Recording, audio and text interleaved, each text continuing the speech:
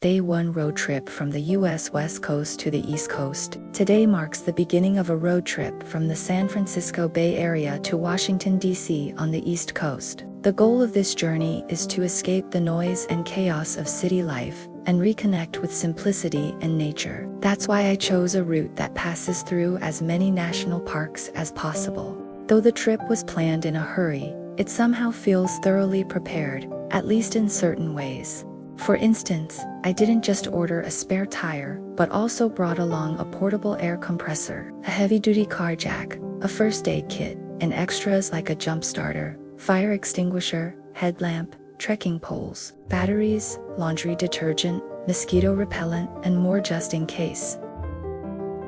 After loading everything neatly into the car, including my personal luggage and food supplies, I had all the hardware I needed. As for the software, I spent over an hour downloading nearly 30 offline maps from Google, and another 3 hours downloading around 200 of my favorite songs from YouTube. Right before leaving, I even printed out 2 pages of the trip itinerary and packed them into my backpack. Anyway, let's get to it. On this particular Friday afternoon in April, I hit the road.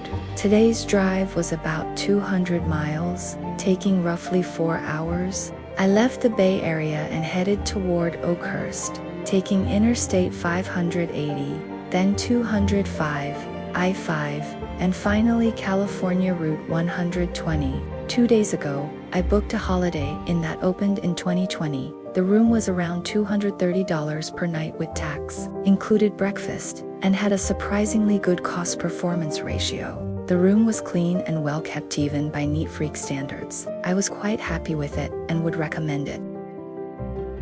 Oh, and for dinner, I went to a highly rated BBQ place right across from the hotel. The barbecue was absolutely legit, and the house-brewed beer was great too.